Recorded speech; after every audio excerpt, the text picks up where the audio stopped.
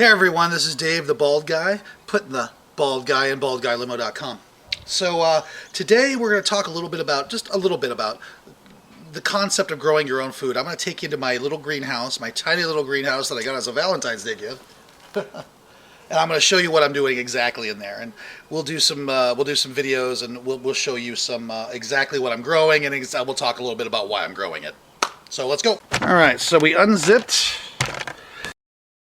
It's really small, and that's my cilantro, and there's my spinach. There's some more spinach, and there's some cucumber coming up. I have some second row down here that I just planted, so you're not going to see anything. And then over here we have a little bit of spinach, some green sprouts of some onions, and some carrots. So we're inside the greenhouse. It's actually quite warm in here. Some bugs flying around. We're inside the greenhouse because I want to show you a little bit about some of the growing food and the importance of actually growing your own food. Look, it has been being reported, as we were talking about maybe a week ago or so, that we're having some issues with meat processing plants. No, those are the ones that we know that are closing down. Those are the ones that we know people are sick, because the people who work there, to be honest with you, are white. All right? So you're talking about people work in the fields. These people don't have health care, and a lot of, let's face it, a lot of people simply just don't give a darn about these people because their skin is brown and they don't speak English very well. But I'm hearing some reports that we're having some difficulties. Some of them are getting sick, and we're having some issues there. So it is possible, and I don't want to start I don't sound like I'm fear-mongering like some people, and I don't want to start a big riot or anything, but it's very possible that it could cause a slight shortage in the food supply chain. COVID-19 is not smallpox. So, because if it was, we'd all be dead before it even had a name. What it is it is a very dangerous virus, and it's not something you certainly want to get, and it's something that could do our supply chain. Listen, if you've got any kind of property at all, this here costs $79, give or take. Shipped to me, I put it together, threw it together, put it out here. It's doing what it advertises very well. It is a portable small greenhouse. So you can actually grow your own food. You can go to the store, you can buy quality potting soil here, you can buy some fertilizer, you can buy seeds. There's some people out there who claim that there's a seed shortage. No, that's not true. There is no seed shortage, at least where I'm at.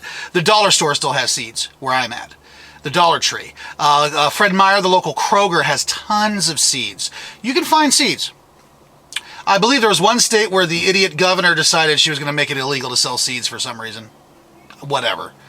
I don't know. I don't even know if that's true or not. I don't believe everything you read off the internet. So you need to learn to grow your own food. You don't want to get caught with your pants down. Do you live in an apartment or a condo with no property at all? There's this thing called indoor hydroponics. People, it's not just for growing weed. Grow your own food. This is very, very important. I happen to be growing vegetables that I like. I like cilantro, I like green peppers, and I like spinach, and I can make a good salad with that. I've got carrots, I've got onions going, broccoli.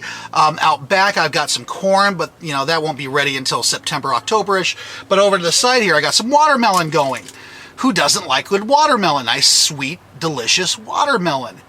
So you can grow this on your own. It doesn't actually take a brain surgeon. You literally plant it.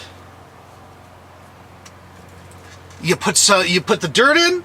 You put in some fertilizer. You get the dirt nice and moist. You put your seeds in. And then every day you just check it to see if it needs watered. That's it. And then eventually it'll grow up. And it'll make fruit and vegetables and all that.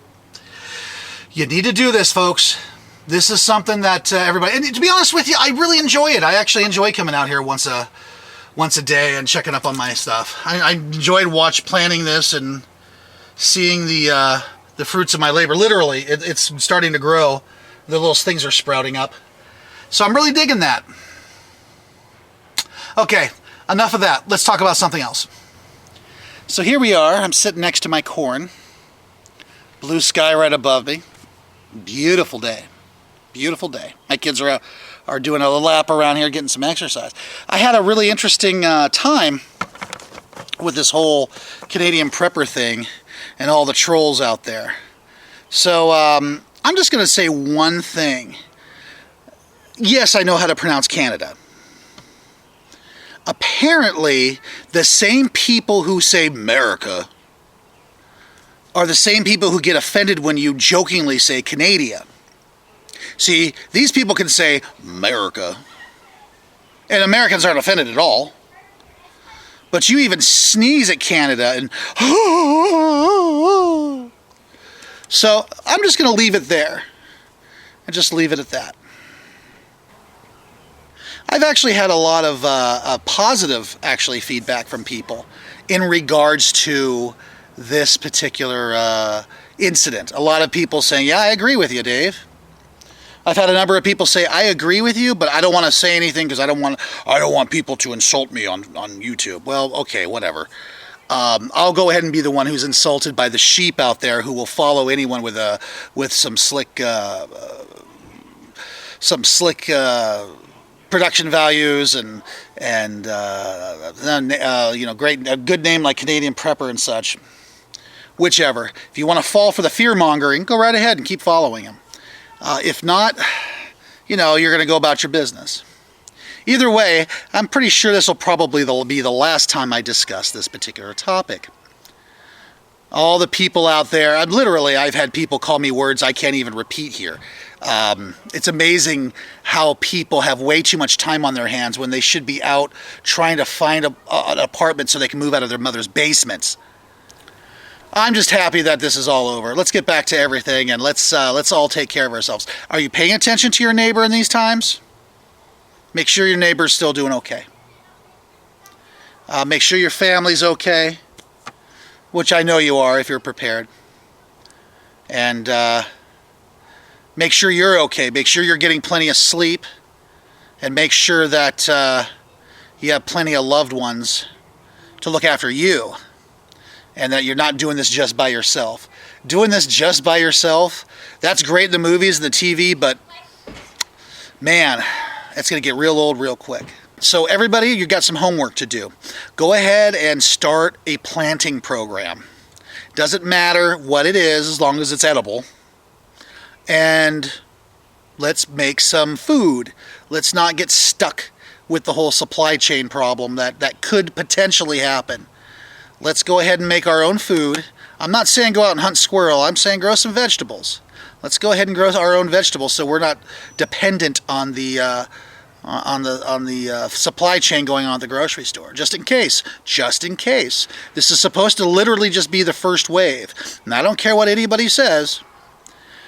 We could very well get a second wave of this, especially with all these governors saying they're going to open up the states now. The beaches are going to be opened up in Florida. Does that make any sense? Seriously, in a pandemic, let's open up the beaches. This could cause a whole trickle-down effect in the entire food chain. So don't get caught with your pants down. Plant those seeds. Make your vegetables. Just grow stuff you like. And even if it turns out to be absolutely nothing, then what's wrong? You still got food. There's nothing wrong with that. Anyway, I'm going to call it good for the day. You have yourself a good one, and remember, baldguylimo.com.